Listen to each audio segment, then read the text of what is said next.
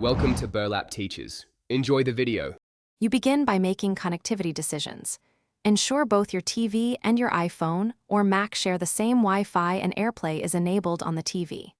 Once done, power the TV and navigate to the AirPlay or screen mirroring input so the TV is actively listening.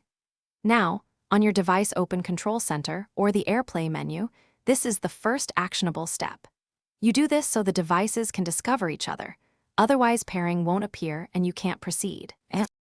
You select the TV name in the AirPlay list and wait for the handshake. This is where discovery becomes a connection. If the TV shows a code, enter it on your device. This prevents accidental connections and secures the stream. Once paired, decide whether to mirror the whole screen or stream a single app's video or music. Mirroring duplicates everything, streaming sends only media. Make sure to control volume and orientation from your device, because AirPlay relays those commands to the TV. To finish, stop mirroring or streaming from Control Center or the app, and the TV returns to its previous input. If you run into problems, first restart the Wi-Fi or both devices. Network hiccups are the most common cause.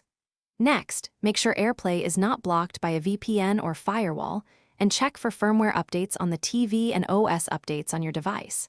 If you still can't connect, rejoin the Wi-Fi network and try the pairing sequence again.